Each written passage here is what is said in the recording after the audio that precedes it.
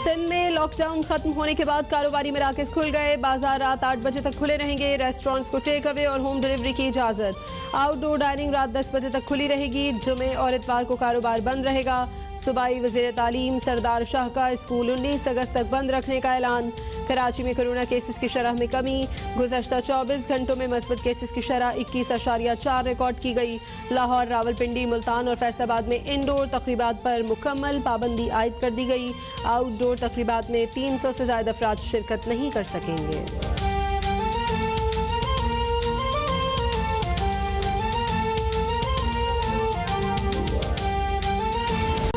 Vaccine की पहली dose लगवाने वालों के लिए बड़ी खबर। मावर खुसूसी सेहत फैसल सुल्तान ने ट्वीट में कहा, अब वैक्सीन की दूसरी खुराक कम वक्त के वक्फे के बाद भी लगवा सकते हैं। साइनोफार्म 3 और एस्ट्राजेनेका और साइनोवेक 4 हफ्ते के वक्फे के बाद लगवाई जा सकती है। 1166 पर SMS के इंतजार की भी जरूरत नहीं।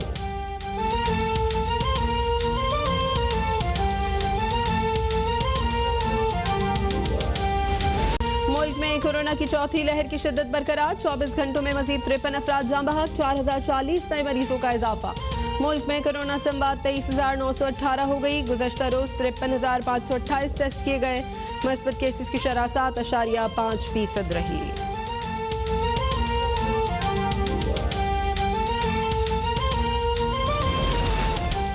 शहबाज शरीफ की कोयटा में दहशतगर्द हमले की मजम्मत। कहा, दाखिली सलामती के मसाइल संगीन होते जा रहे हैं। बिलावल भुट्टो ने गिलगित बाल्तिस्तान के हल्का 4 नगर के इंतखाबी नताइज को मुस्तरद कर दिया। कहा, PTI ने नगर में बदतरीन धांधली की जिसका फायदा तीसरी जमात को हुआ। पीपल्स पार्टी को रोकने के लिए सरकारी मशीनरी का इस्तेमाल किया गया। नगर पीपल्स पार्टी का किला है। मुनज़्ज़म धांधली से पीपल्स पार्टी के उम्मीदवार को हराया गया। पीपल्स पार्टी गिलगित बाल्तिस्तान की हकीकी आवाज़ है।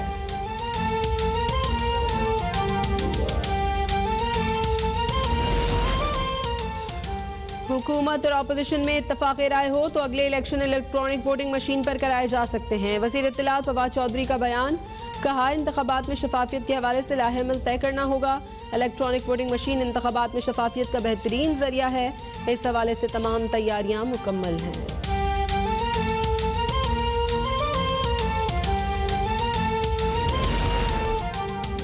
वज़ीर आज़म इमरान खान आज एक रोज़ा दौरे पर लाहौर जाएंगे। वज़ीर आज़म मियावाकी अर्बन फॉरेस्ट का इफ्तिताह करेंगे। वज़ीर आज़म से गवर्नर और वज़ीर आला पंजाब मुलाकातें करेंगे।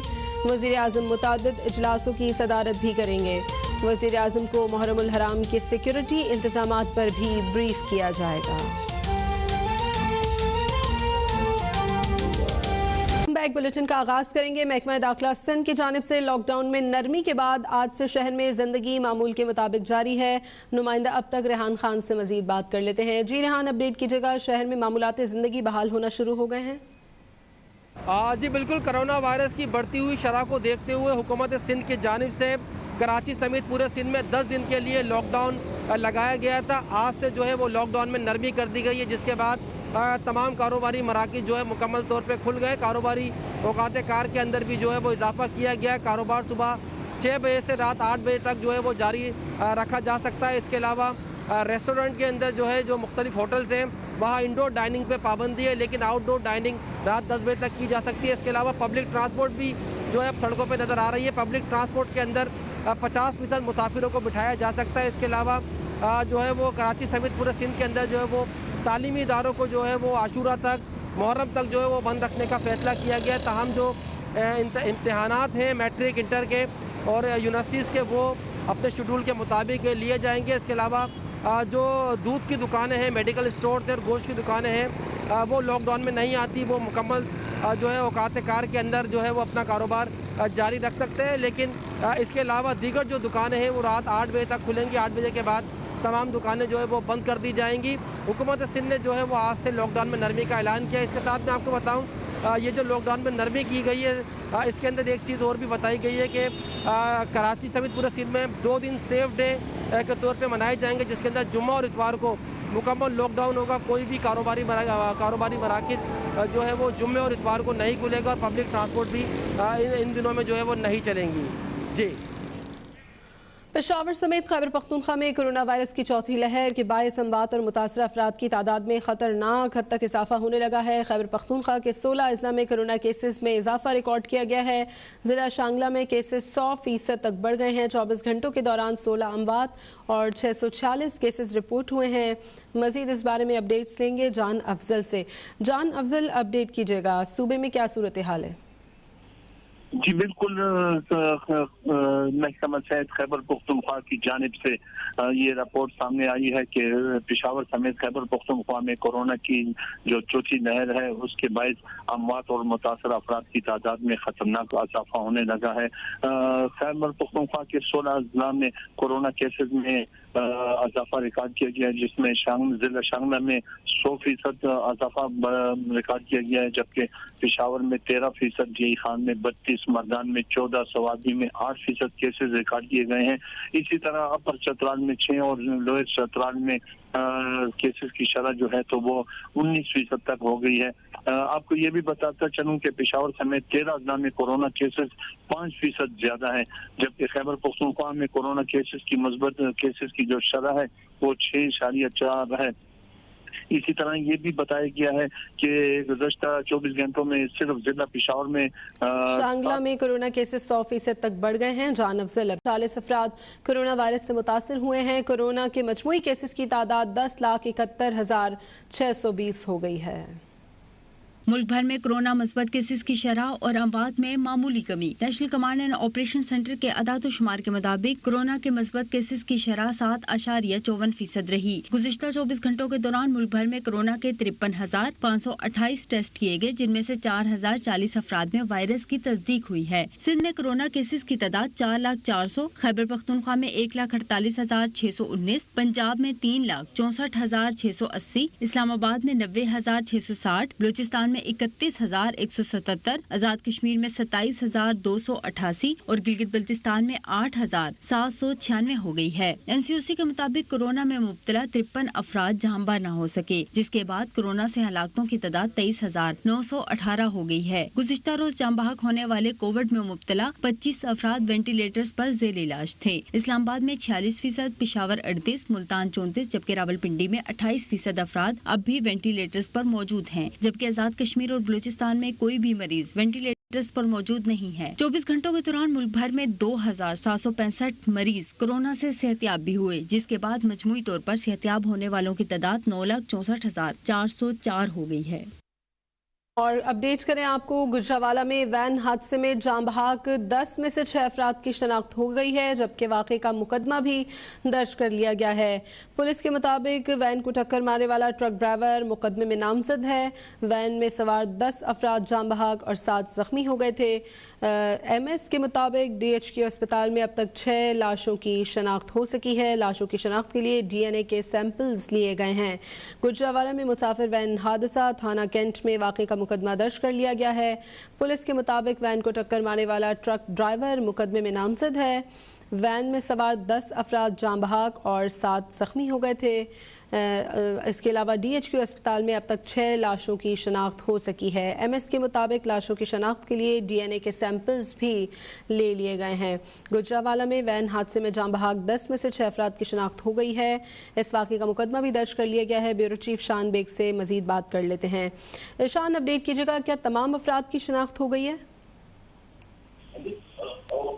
जी बिल्कुल, ये कल रात जो अफसोसनाक हादसा जो पेश आया था कि मुसाफिर वैन में जो है वो आग लग गई, जिसमें 10 अफराद जो थे वो जाँ बहक हो गए और इसमें 7 अफराद जो है वो जख्मी हुए, जिन्हें लाहौर जो है वो रेफर कर दिया गया है। और थाना कैंट में पुलिस की मुद्दत में इस वाक़े का मुकदमा जो है वो दर्ज कर दिया गया है। और मैं आपको बताता चलूँ कि ये जो ड्राइवर है इसमें वैन का, जिसने पीछे से इसे हिट किया था, उसके खिलाफ जो है वो दर्ज किया गया है और पुलिस की मुद्दत में दर्ज किया गया है। मैं आपको बताता चलूँ कि मुसाफिर वैन में जो ये वाक़या पेश है, इसमें DHQ अस्पताल में लाशों की शिनाख्त का जो अमल है वो भी जारी है और जहाँ बहक 10 अफराद में से 6 की शिनाख्त जो है वो हो चुकी है, जबकि MS अस्पताल के मुताबिक जो है वो इस्लामाबाद के रहायशी खातून इरम और इसके 7 साल इसका बेटा जो है वो शामिल है और मानसरा के रहायशी खानदान के 4 अफराद जो है जिनकी शान बेग इस बारे में अपडेट कर रहे थे।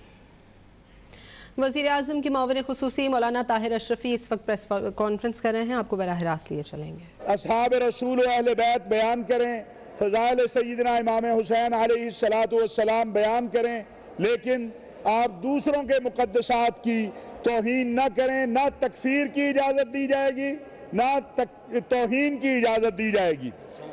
مسلکی تنازعات کو باہمی مشاورت، تفاہم و تفہیم اور سنجیدہ مکالمے کے اصولوں کی روشنی میں طے کریں۔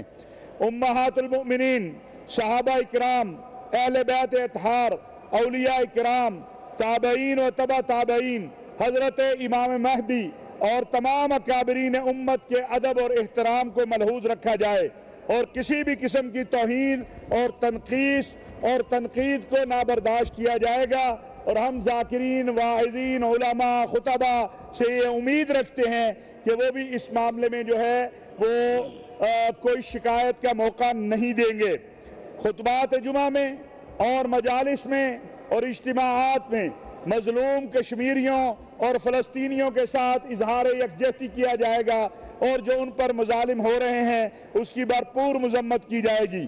وفاقی حکومت نے صوبائی حکومتوں سے کہا ہے، اور اس پر عمل ہو رہا ہے پورے چاروں صوبوں کے اندر، کہ وہ ضلع ڈویژن کی سطح کے اوپر جو امن کمیٹیاں ہیں ان کے اجلاس کریں، اور علماء کے ساتھ، مشائخ کے ساتھ، ذاکرین کے ساتھ، واعظین کے ساتھ جو ہے وہ رابطے میں رہیں۔ اس سلسلہ میں ایک اسلام آباد میں وزیر اعظم کے نمائندہ خصوصی مولانا طاہر اشرفی میڈیا سے گفتگو کر رہے ہیں۔ ترجمان سندھ حکومت ایڈمنسٹریٹر کراچی مرتضی وہاب کی شیرشاہ ڈسٹرکٹ ویسٹ آمد شیرشاہ کی گلیوں میں صفائی ستھرائی کے کاموں کا جائزہ لیا ہے۔ اس موقع پر مرتضی وہاب نے کہا کہ تمام سڑکوں اور گلی محلوں میں صفائی کے عمل کو یقینی بنایا جائے۔ ڈسٹرکٹ ویسٹ سمیت شہر بھر کے صفائی ستھرائی مہم کی خود نگرانی کروں گا اور شہر کراچی کو سرسبز اور شاداب بنائیں گے۔ ایڈمنسٹریٹر کراچی بیرسٹر مرتضی وہاب کی شیرشاہ ڈسٹرکٹ ویسٹ آمد شیرشاہ کی گلیوں میں صفائی ستھرائی کے کاموں کا جائزہ لیا ہے۔ کہا کہ تمام سڑکوں اور گلی محلوں میں صفائی کے عمل کو یقینی بنایا جائے، شہر کراچی کو سرسبز اور شاداب بنائیں گے۔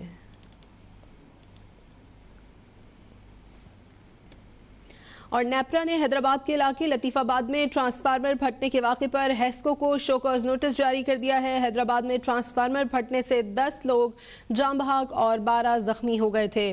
نیپرا کے مطابق اتھارٹی نے ٹرانسفارمر پھٹنے کے معاملے پر 3 رکنی تحقیقاتی کمیٹی تشکیل دے دی ہے۔ نیپرا نے ہیسکو کو شو کاز نوٹس جاری کر دیا ہے اور تحقیقاتی ٹیم نے متاثرین کے بیانات قلم بند کیے ہیں اور جائے وقوع سے شواہد بھی اکٹھے کیے گئے ہیں۔